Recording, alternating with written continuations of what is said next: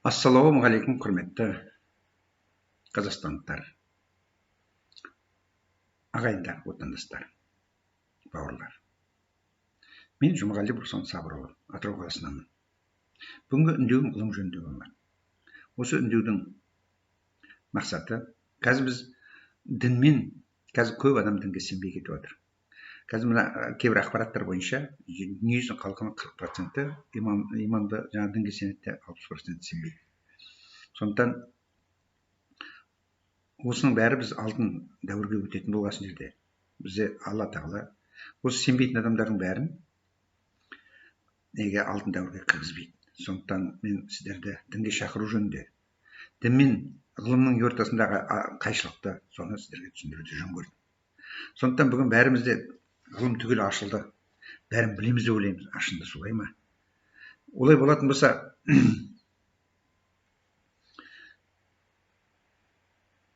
неге уақыт өткен сайын көп мысалы нелер ақпаратты, ғылыми ақпараттар шығып жатыр?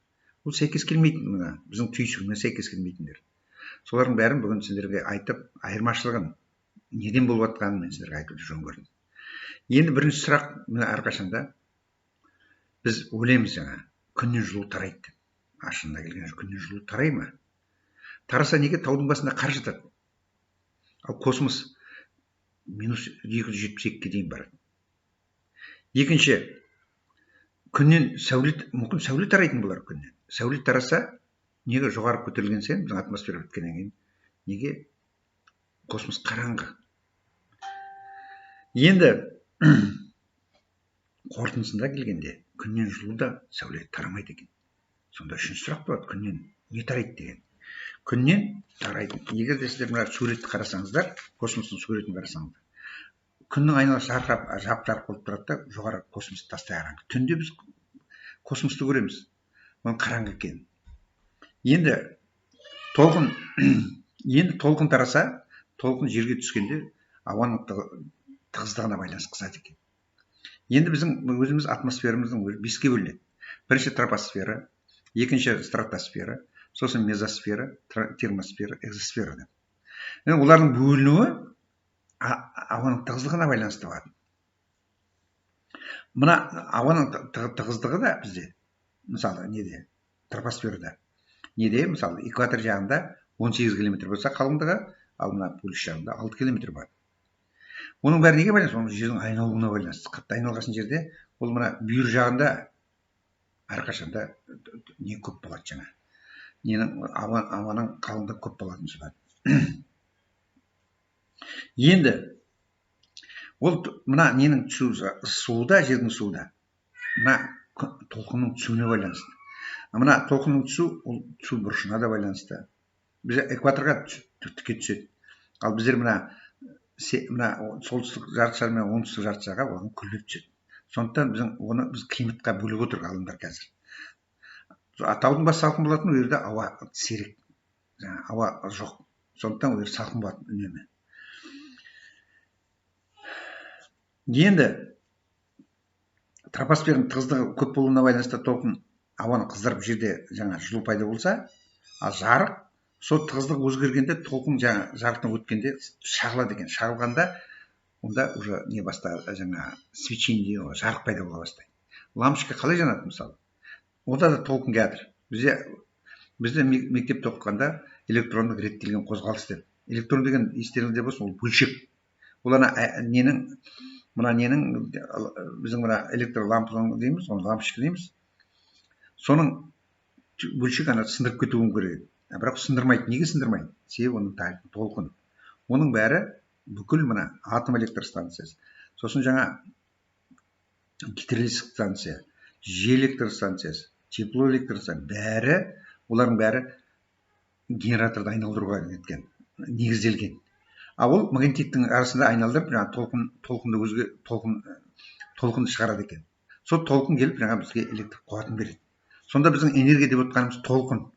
Ол толқын, адам денесінде толқын, энергиясында толқын, барлығы толқын, естеріңде болсын.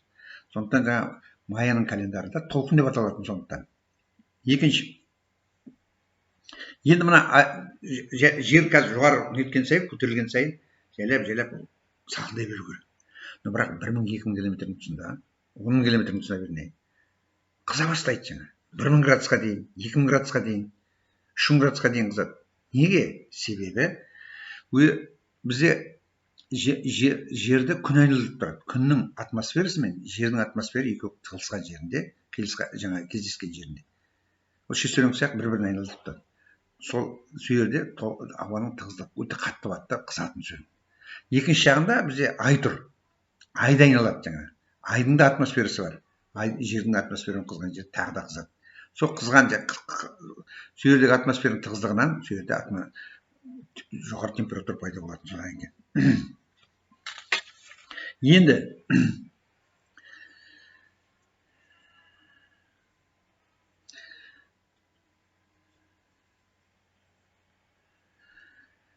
Енді мына күннен сәуле тарамайтын болса, жарық тарамайтын болса, айналамыз біз неге қалай әдемі қылып көреміз? Айналамыздың бәрі әдемі ғой. Неге әдемі? Алла тағала адамның көзін толқынды көретін қылып жаратқан. Негізі табиғатта бояу жоқ. Тек адамның көзі күннен және электр лампасынан келе жатқан толқында әр неде көреді жаңа. Әр бояуда көреді. Ол 400 мен 700 герцтің арасында толқынды көреді адам көзі. Одан жоғарысын көзі көре алмайды. Көретіні ол, бірақ шығаратын одан мол болуы мүмкін.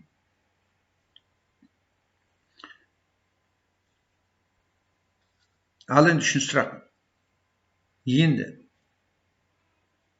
біз жарық, егер де толқын болмаса, біз көрмейміз, көзіміз көрмейді. Тастаяғын болып тұрады.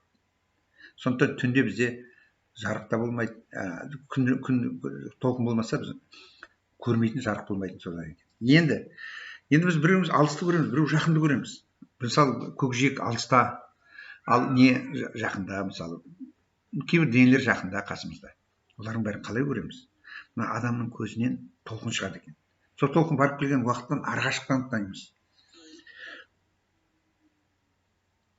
Арғашықтан ол деген жалғыз мына адамның көзі емес, адамның мына алтын чакрасы деген бар ма жерде? Алтын чакра деген бар ма? О да ашылады, адам нетсе, дұрыстап намазын оқыса, нетсе, о да ашылып, ол біз уже потусторонний мир дейміз ғой жаңа. Періштелермен кездесу, солармен кездесу. Сондықтан жаңа оларды ондай ашылған адамдарды көріп кел дейді.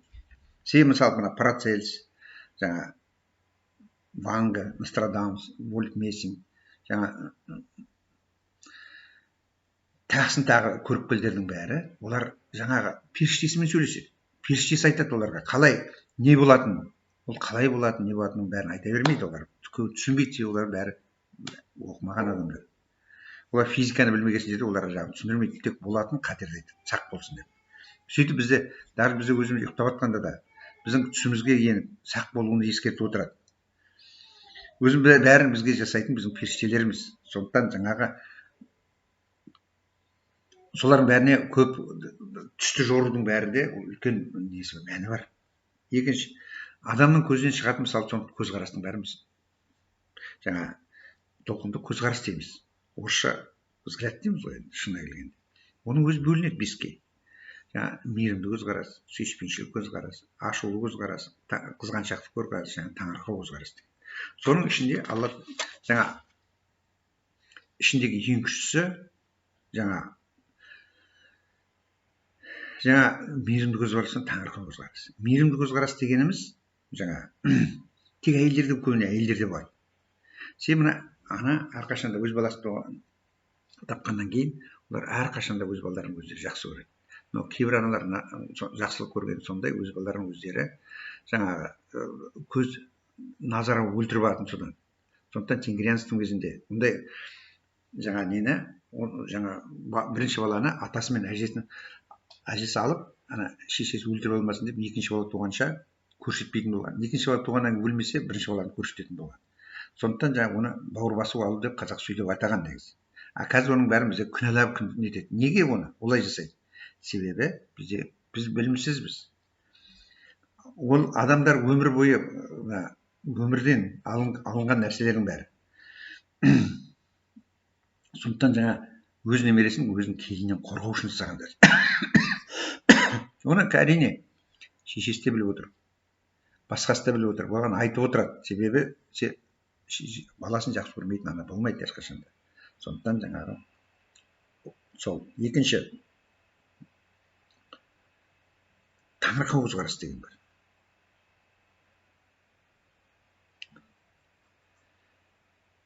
Таңырқау көзқарас деген Алла Тағала жануарды іске қосатын бұйырса. Мысалы, уақыты келген ұрғашы малдың болмасын, ұрғашы жануардың болсын, өзінің бір определенный ис шығарады, бір басқа еркек несін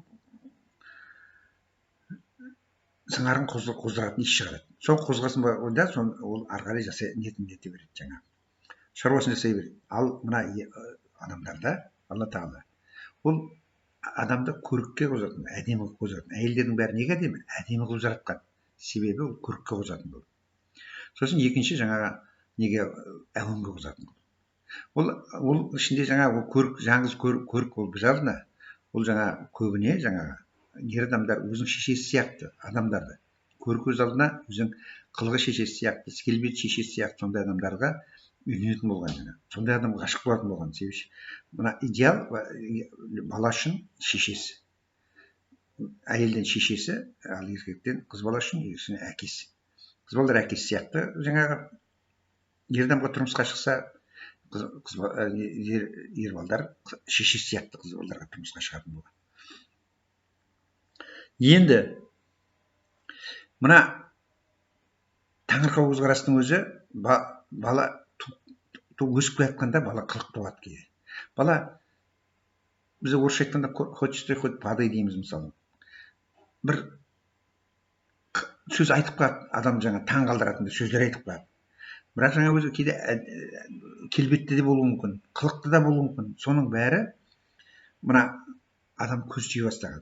Көзден шыққан настолько қатты о да күн сияқты қуатты болып адамды көз тиіп өлтіреді. Оны біз қазақта көз тию десе, орыста глаз дейді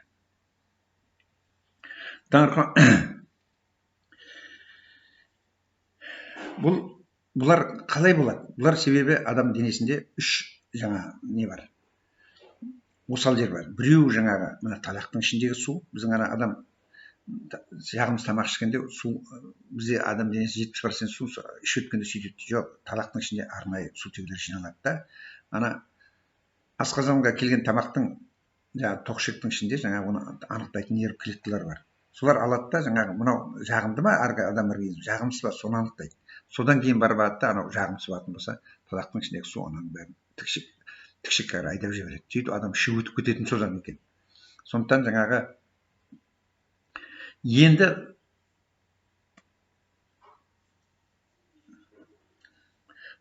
сол жердегі сутегілердің бәрі, талақтағы сутегілердің бәрі адамның адамның іші ашық қалса, мысалы, әйел адамдардың әсіресе көз түседі адам.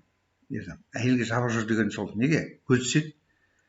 Көз түскен беде сутегінің талақтың ішіндегі сутегілер қосылып кетіп, сутегілер гелий болып қалып, термиядан зырып болып гелий болады да, содан кейін өтпей қалып, ұйқы безден өтпей қалып, адам рак болатын содан екен. Екіншісі әйелдің омырауына қарайды көбі.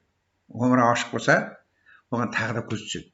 Көз түскенде омырауның ішінде қоректік без деген бар. Баланы емізетін бездер бар, баланың сүтін жасайтын. Сол қоректік бездің ішіндегі сулар тағы да бір-бірін қосып кетіп, мастит деген ауру болатын содан. Сосын мына сілекей безінде тамақтың астында сілекей безі бар үлкен. Сол тілдің астынан сілекей шығарып тұрады. Мысалы, адамның тамақты көргеннен кейін, иісі келгеннен кейін, сосын дәмінен 3 параметрден тамақты қорытатын сілекей шығарып отырады. Сол сілекей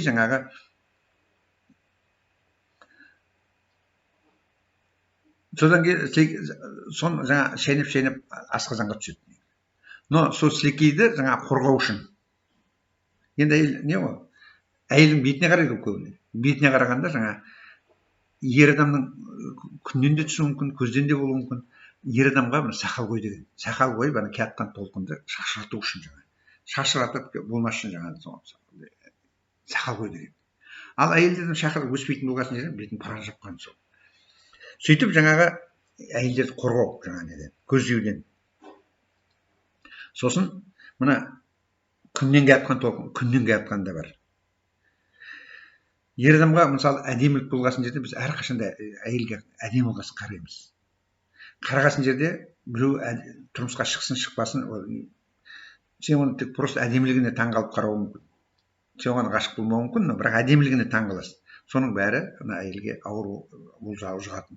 Сондықтан әйелдердің көп ауыратыны, соның бәрі осыдан бар. Сонда сақтану керек. Бұрын осылардың бәріне паран жапқан себебі сол Алла тағаланың.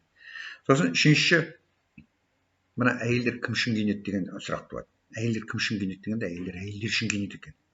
Егер әйелдер күшті киіп жүрсе, екінші әйелден қалғысы келмейді. Сондықтан әйелдердің арасында бақталастық бар.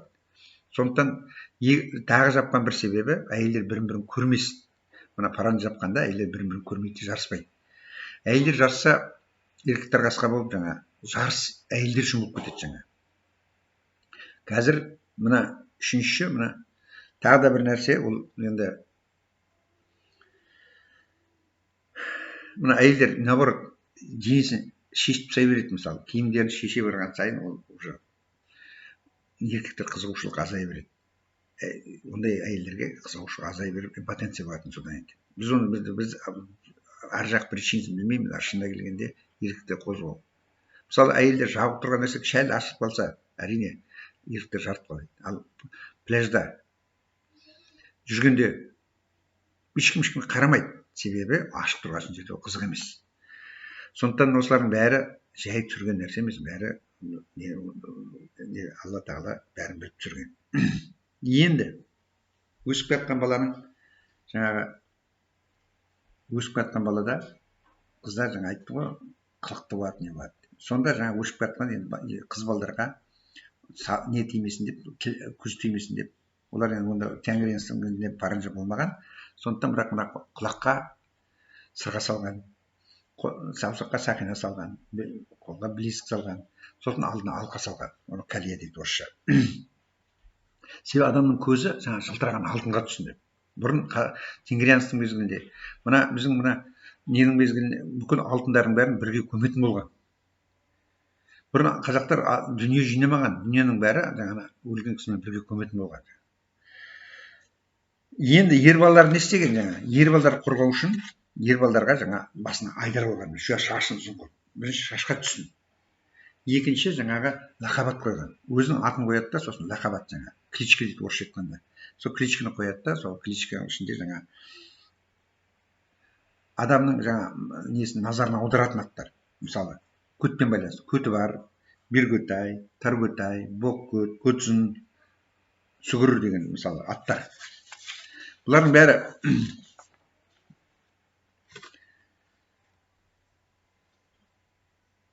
кім? Мысалы, көті бар деген ол кіші жүзде батыр орыстарға жаңа орыстар жеңген. Орта жүзден Бергөтай мен Таргөтай Шыңғысханның жаңа біреу ағасы, біреу інісі. Бергөтай інісі, Таргөтай ағасы. Сосын Сүгір деген жаңа итальянша болған Суворов дейді, орыстар Суворов деп атады. Ол Сүгір негізі. Сосын Көтзін деген. Ол мына Наполеон Москвадан қуып жаңа Францияға барып тұтқындаған қазақ. Сосын мына қазақтарда мына бұл жерде ғалым бар, химия ғалымы Букетов деген. Оның аты негізі қойған аты Боқкөт, конечно. Бірақ жаңа Букетов деп жаңа не берген, жаңа көз тимесін деп.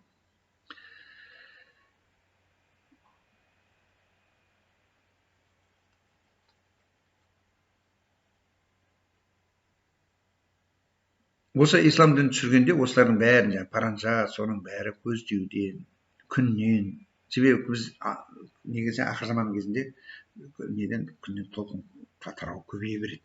Сондықтан жаңа жер қыза береді. Енді біз бара-бара мына Атлантиданың бәрі, Антарктиданың бәрі, Арктиканың бәрі еріп жатқан сол. Себебі күн жайлап қызықпай жатыр. Біз қазір Бақтүннің жазында жатырмыз. Оны енді кейін айта жаздар. Бұлар Бақтүн Бүктің дегендердің бәрі, бұларда жаңа нелеріміз жеті қақтың біреуі жаңа. Сондықтан жаңа осылардың бәрін қорғау үшін исламда осыларды паранжаны түсірген себебі сол. Енді осының бәрі толқын адам көзінен тараса, күннен толқын қалай тарайды? Егер де бізде мына күн системасын бәрі біздің ғалымдардың несі бойынша, тұжырымдауы бойынша бәрі бір жазықтың бойында жатыр деп жатыр. Ал ол жазықтың бойында жатса, олардың бәрі жазықтың бойында тұрса, ол өзімен өзі толқын тарай ма? Күн жанып тұр ма деген сұрақ тұрады. Күн егер жарық жерге келгенде жарық бар. Оған не қап-қараңғы. Сонда күннен жарық тарай ма деген сөз тұрады мысалы. Біз алыстан көргенде күнде де атмосфера болуы мүмкін. Күннен бірақ жарық тарай ма, тарамай ма? O da белгісіз мысалы. Оны келесі біздің немізде күннен толқын тарайтын білеміз. Күн жүйесі жазып жатса, неге қалай тарайды? Өзімен өзі толқын өзімен өзі таруы мүмкін емес. Сондықтан ода қазір оны ғалымдар әлі жеткен жоқ. Сондықтан сіздердің қадірлеріңізге келесіде осы жөнінде айтқым келеді. Себебі бұл да үлкен ғылым, астрономия деген үлкен ғылым. Осының білмеуіміз әрине бізде жақсы неге жеткізбейді. Бәріміз білуіміз керек, оқытуымыз керек. Біз адамның, даже мына адамның өзінің денесін түгел білмейміз. Мен адам денесін түгел білгеннен кейін вообще таң қалдым. Осылардың бәрін болашақта білуіміз керек, үйретуіміз керек. Адам өмірін ұзартуымызға болады. Біз өлмеуімізге де болады мысалы. Но бірақ оның бәріне бізде кері осы жолдан тайдырып жатқан мына ібілістің адамдары, масондар, коммунистер, осылардың бәрі партия құрғанның бәрі осы ібілістің адамдары. Сондықтан құрметті халқым, дүниежүзінің халқылары, қазақстандықтар, бәрімізде Алланың айтқанымен жүрейік. Алтын ғасыр, алтын дәуір жақындап келатыр. Соған бәріміз түгел өткеніміз жақсы. Әрине оны түгел өте алмайтынымыз белгілі. Арамызда өлетін кісілер де бар. Бастап өліп жатыр. Енді өлгеннің артын қайырын берсін дейміз. Бірақ менің мақсатым сол өлмес үшін істеу керек. Біз Аллаға сенуіміз керек, онсыз болмайды. О жөнінде мен кезінде айттым, Аллаға сенбеген адамдардың қандай жазасы қандай болады. Ал енді тыңдағандарыңызға рахмет, көп зейін қойып. Келесіде кездескенше сау болыңыздар. Рахмет.